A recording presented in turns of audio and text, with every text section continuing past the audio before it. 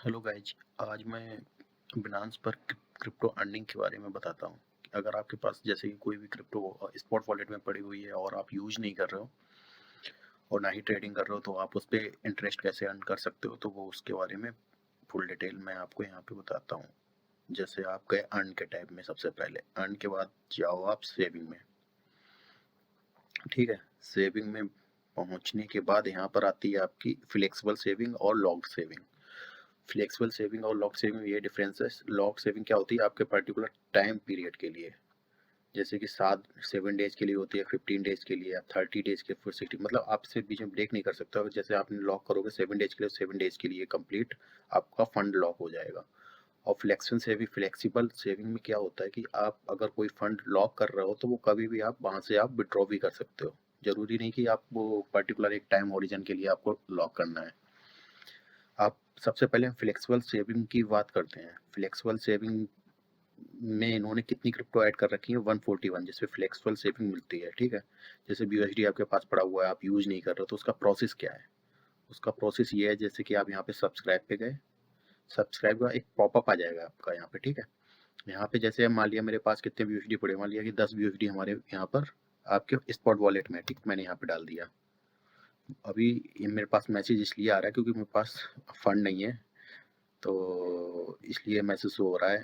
Otherwise अगर मेरे पास कुछ भी फंड होता तो यहाँ पे मैसेज शो नहीं होता। ठीक है, तो यहाँ पे मान लिया कि हमारे पास 10 BUSD पड़े हुए, 50 BUSD मान लिया पड़े हुए, तो उसके बाद यहाँ पर आप टर्म एंड कंडीशन को कंफर्म करोगे और यहाँ पे कंफर्म कर दोगे। इस पे 50 BUSD पे इतना इंटरेस्ट हमें अर्न होगा, ये पर डे का।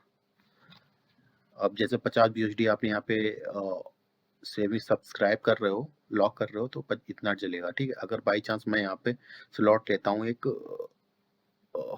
520 USD है हमारे पास पड़े हुए, ठीक है, जिसे मैं यूज नहीं कर रहा हूँ, तो हमारा ये डेली का इतना हो जाएगा। APY इसका मिल रहा है 7% APY के हिसाब से इतना डेली का हो जाएगा BUSD आपको। और जब भी आप यहाँ से विड्रॉल करोगे ना, विड्रॉल के लिए भी ऐसी ऑप्शन आ जाएगा। जैसे ही आप विड्रॉल करोगे तो आपका ये फंड स्पॉट वॉलेट में चला जाएगा और प्लस ये भी आपका स्पॉट वॉलेट में ऐड हो जाएगा। ये है फ्लेक्सिबल सेविंग के बारे में कि कैसे कि आप फ्लेक्सिबल सेविंग पे इंटरेस्ट अर्न कर सकते हो। USDT पे 7% है, OX पे 3% है, केक पे 12% है। केक पे मैंने यहाँ पे फ्लेक्सिबल सेविंग में डाला हुआ था पहले अपना फंड। केक को यहाँ पे मैंने सब्सक्राइब किया हुआ था, तो वहाँ पे मैं अर्न कर रहा था 12% के हिसाब से। लूना पे 3% है, मैटिक पे और 6% है, नियर पे 3% है। APY एनुअल परसेंटेज यील्ड जो है वो मिलेगी। ठीक है, 1 इंच पे 3% है। तो आप यहाँ पे पूरी लिस्ट दे सकते हो। आपके पास जो भी क्रिप्टो पड़ी है, बेक पड़ी हुई है, बैट पड़ी हुई है, BCH पड़ी हुई है, BNT, तो उसमें आप यूज नहीं कर रहे हो आप, तो यहाँ पे आप सब्सक्राइब करके उस पर इंटरेस्ट अर्न कर सकते हो। ठीक है, ये मैंने बताया था फ्लेक्सिबल सेविंग। और इसके बाद आते हैं लॉक सेविंग। लॉक सेविंग में क्या होता है कि आप जैसे कि हमारा सेविंग अकाउंट नहीं होता बैंक अकाउंट में, तो उसमें क्या होता है, एक सिंपल सेविंग होता है, एक हमारा होता है लॉक सेविंग। सिंपल सेविंग और लॉक सेविंग में ये डिफरेंस है, सिंपल सेविंग में इंटरेस्ट कम मिलता है, जबकि लॉक सेविंग में इंटरेस्ट हमें ज़्यादा मिलता है, जैसे कि बैंक अकाउंट में जिस हिसाब से होता है उसी हिसाब से। अब जैसे कि हम एक एग्जांपल दे रहे हैं यहाँ पे, अभी केक पे मुझे कितना इंटरेस्ट सिंपल सेविंग में कितना मिला है? 12%। और लॉक सेविंग में कितना मिला है? 25%। ठीक, तो कितना हो गया? डबल हो गया। तो तो मैं आपको ये नहीं बोलूंगा कि आप पर्टिकुलर क्रिप्टो खरीद के तब सेविंग में डालो, क्योंकि हो सकता है अगर आपने मान लिया केक खरीद लिया, आज $8 का चला है और कल आपने खरीद के यहाँ पे स्टेक भी कर दिया, तो आपको जो इसमें जो भी टोकन मिलेंगे वो भी केक ही मिलेंगे। और बाई चांस प्राइस डाउन चला जाता है, उस केस में तो आप लॉस में रहोगे। मिल भी जाते हैं तब भी।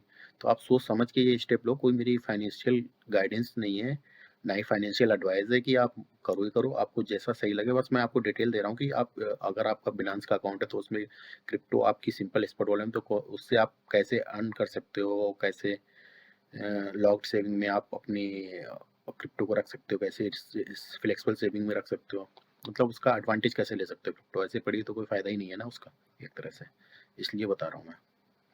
ठीक है, तो अगर हम लॉक सेविंग में जाते हैं और इसे हम सब्सक्राइब करते हैं, ठीक, अब जैसे मैं 7 डेज के लिए इसको दो टाइम हॉरिजन आ रहे हैं, एक 7 डेज 15 डेज का। अगर हम 7 डेज के लिए करेंगे तो 7 डेज में हम अपने स्लॉट डाल देंगे, ठीक है, कितने हम यहाँ पे अमाउंट डालना चाहते हैं केक का। तो जैसे कि एक स्लॉट साइज एक का है इसमें, ठीक। अगर हम 10 केक रखेंगे तो हमारे 10 स्लॉट होगा एक तरह से।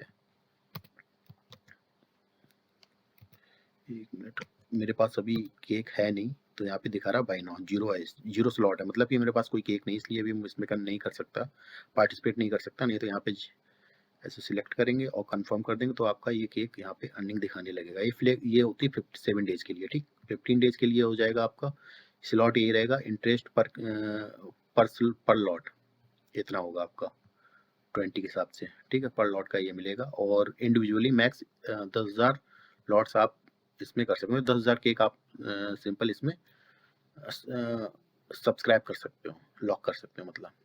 अब इसमें मैं बताता हूँ, जैसे केक पे 25% है, और इसमें डॉग में केवल एक ही स्लॉट है, 15 का स्लॉट का रहे, टाइम ओरिजिन 15 डेज के लिए लॉक होगा। इसमें जैस्मी में 3 टाइम पीरियड है, इसमें 30 डेज के लिए कर, 60 डेज के लिए, 90 डेज के लिए, ठीक है। तो इसमें टोटल नीचे और स्क्रॉल करके देखोगे तो सारी क्रिप्टो आ जाएंगी इसमें। MDX है, USDT लिंक है, लिंक पे केवल 90 डेज का एक है स्लॉट, एक टाइम ओरिजिन है, केवल 4% की मिलेगी यहाँ पे।